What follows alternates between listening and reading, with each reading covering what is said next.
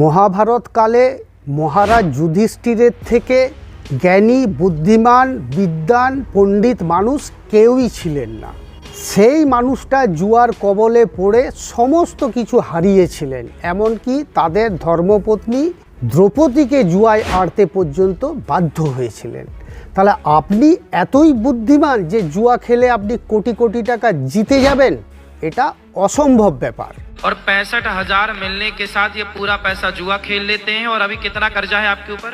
15 लाख 17 लाख। 15 लाख। कैसे जुआ किस वे पे खेलते हो, किस प्लेटफॉर्म पर, कैसे? ऑनलाइन सट्टेबाजी में हारे हैं सब पैसे। ऑनलाइन वो क्रिकेट वाला खेलते हो क्या? यस जी।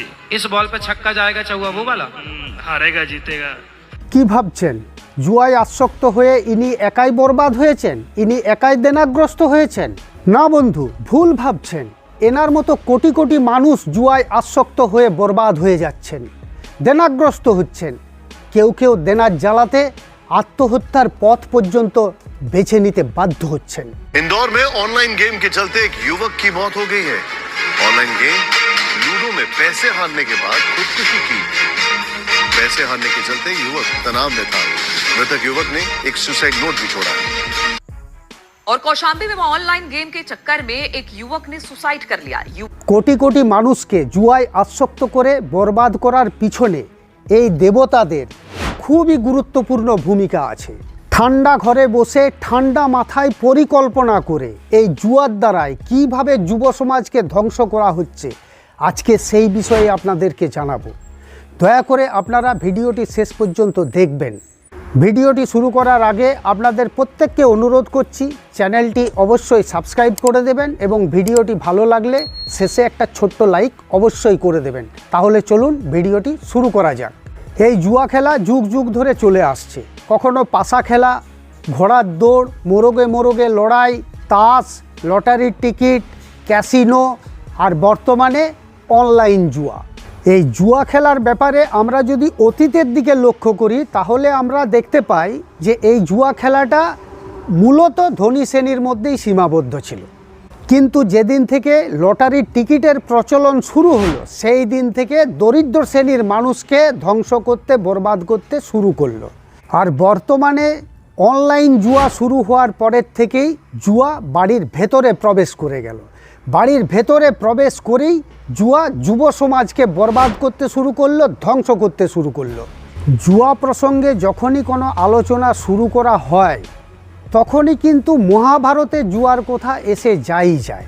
আমরা দেখেছি মহাভারতে ষড়যন্ত্র করে চক্রান্ত করে কিভাবে জুয়ার দ্বারা একটা পুরো সাম্রাজ্যকে ধ্বংস করে দেওয়া হয়েছিল। এই চক্রান্ত বা ষড়যন্ত্র কে করেছিল? দুর্যোধন। কাদের বিরুদ্ধে ষড়যন্ত্র বা চক্রান্ত করেছিল? পঞ্চপাণ্ডবদের বিরুদ্ধে। কেন ষড়যন্ত্র করেছিল? পঞ্চপাণ্ডবদের হাত থেকে তাদের সাম্রাজ্য ইন্দ্রপ্রস্থকে কেড়ে নেওয়ার জন্য। এই ষড়যন্ত্র বা চক্রান্ত করার পরামর্শ দুর্যোধনকে কে দিয়েছিল? মামা শকুনি। দুর্যোধন এই পাশা খেলা বা জুয়া খেলার যে চক্রান্ত, এই রাস্তা কেন বেছে নিয়েছিল? তার মামা শকুনি তাকে এটাই বুঝিয়েছিলেন যে বর্তমানে পঞ্চপাণ্ডবরা তোমার থেকে বহু গুণ বেশি শক্তিশালী। তুমি সরাসরি যুদ্ধ করে তাদেরকে পরাজিত করতে পারবে না, কিন্তু তোমার যে মনের ইচ্ছা যে পঞ্চপাণ্ডবদের হাত থেকে ইন্দ্রপ্রস্থ কেড়ে নেব, এই ইচ্ছা আমি পূরণ করে দিতে পারি। দুর্যোধন মামা শকুনিকে জিজ্ঞাসা করে এটা কিভাবে সম্ভব?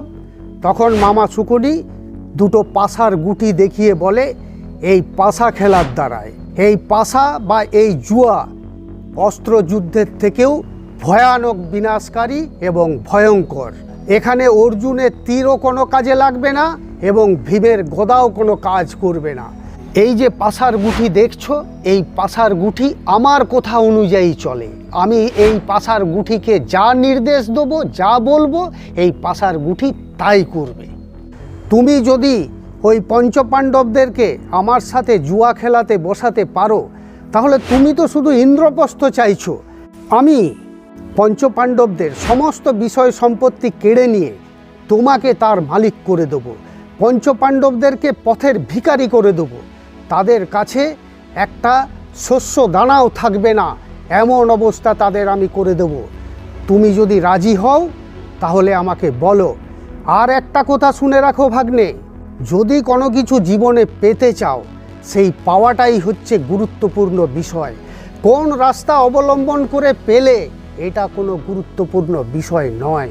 এই কথা শুনে মামা শকুনির প্রস্তাবে দুর্যোধন পাশা খেলায় বা জুয়া খেলায় রাজি হয়ে যান এবং এই জুয়া খেলা বা পাশা খেলার পরিণাম কি হয়েছিল এটা কম বেশি আপনাদের সকলেরই জানা আছে।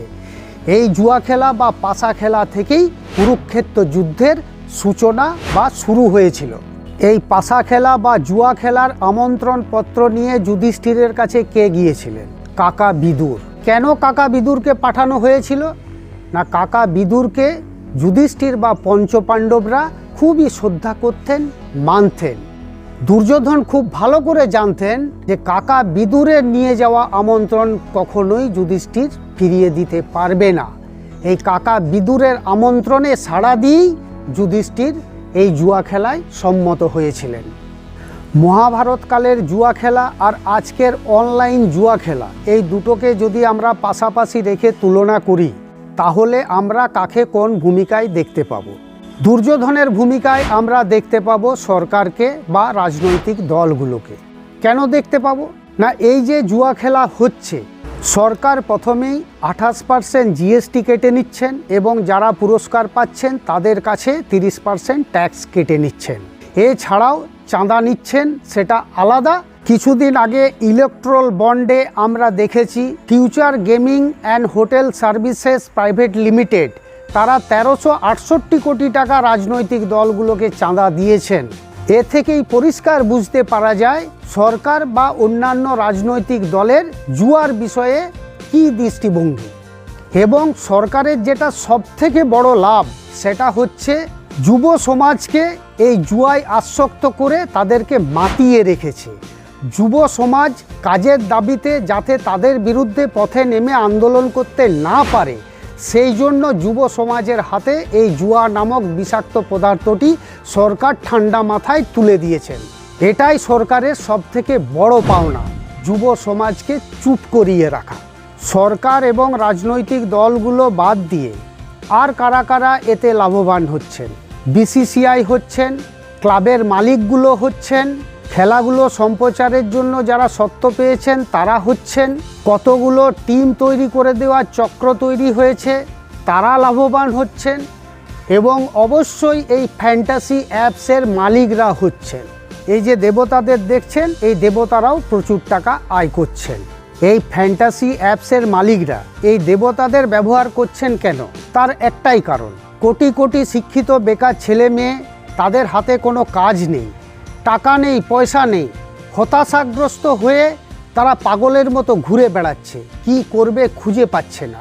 এমন সময় এই দেবতারা তাদের কাছে গিয়ে বলছে যে তোমরা 10 টাকা 20 টাকা দিয়ে জুয়া খেলা শুরু করো এবং রাতারাতি কোটিপতি হয়ে যাবে। তোমাদের কাছে যদি পয়সা না থাকে তাহলে জুয়া খেলা শুরু করার জন্য কিছু পয়সা আমরা তোমাদেরকে দিচ্ছি।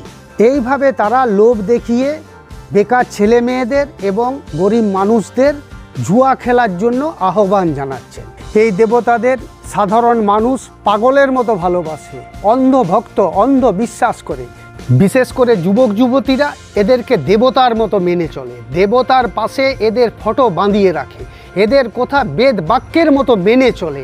আর এরা তাদের সাথেই বিশ্বাসঘাতকতা করছে, তাদেরকেই জুয়া খেলায় আসক্ত করে ধ্বংস করার ব্যবস্থা করছে। টাকার জন্যে এরা আর কি করবে?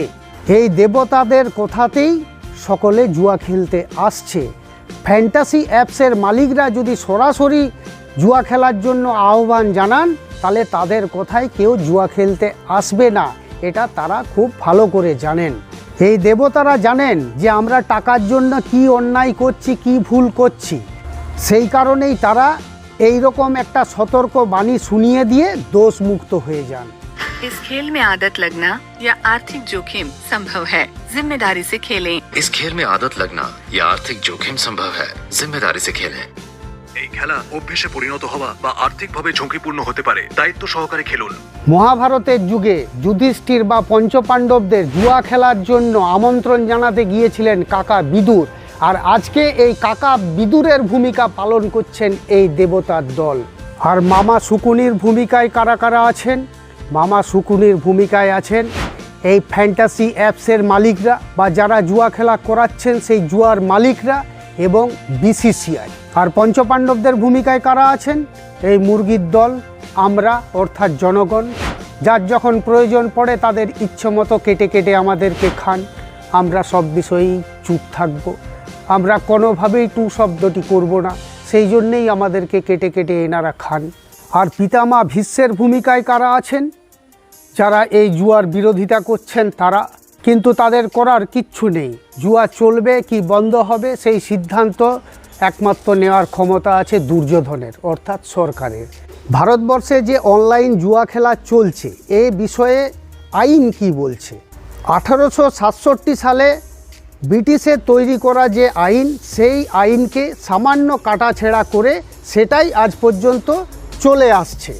দেখুন, আইন এটাকে দুভাগে ভাগ করে দেখছে। একটা হচ্ছে গেম অফ চান্স আর একটা হচ্ছে গেম অফ স্কিল। অর্থাৎ গেম অফ চান্স হচ্ছে যেটা পুরোপুরি ভাগ্যের উপর নির্ভর করে খেলাটা হয়, যেমন যেগুলো নাম্বার ভিত্তিক খেলা হয় সেগুলোকে ধরছে, এগুলোকে অবৈধ বলছে।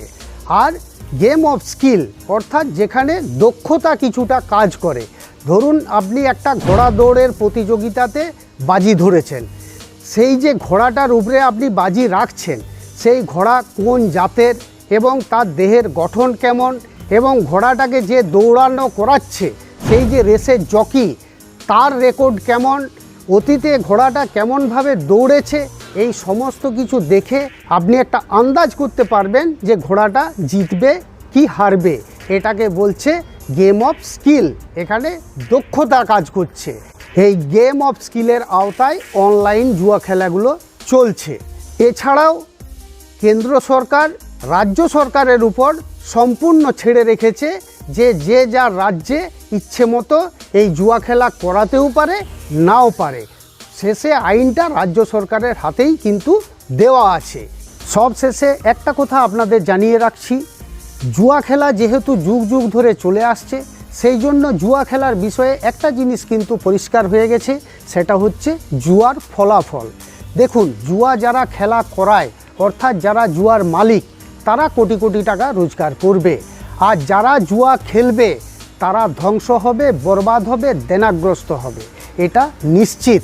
এখানে কোনো অঙ্ক কোনো কিন্তু পরন্তু কিচ্ছু কাজ করবে না। অতীতে বা মহাভারতের যুগে মামা শকুনির কথা শুনে যেমন পাশার গুঠিগুলো চলতো, আজও ঠিক সেইভাবেই জুয়া খেলা চলছে। যারা জুয়া খেলা করাচ্ছে অর্থাৎ জুয়ার মালিক যারা, তাদের ইচ্ছা অনুযায়ী জুয়ার ফলাফল কিন্তু হবে। এ কথাটা কিন্তু আপনাদেরকে বুঝতে হবে। সেই জন্য বলছি 1 টাকারও জুয়া খেলবেন না। শুরুটা 1 টাকা 2 টাকা 5 টাকা 20 টাকা দিয়েই হয়, তারপরে কিন্তু পুরোপুরি ধ্বংস হয়ে যাবেন। এই কথাটা কিন্তু মাথায় রাখবেন। আশা করি এই ভিডিওটি আপনাদের সকলের খুবই কাজে লাগবে। সত্যি যদি ভিডিওটি ভালো লেগে থাকে তাহলে একটা ছোট্ট লাইক অবশ্যই করবেন। আপনারা সকলে ভালো থাকুন, সুস্থ থাকুন। সকলকে ধন্যবাদ জানিয়ে আজকের ভিডিওটি শেষ করলাম।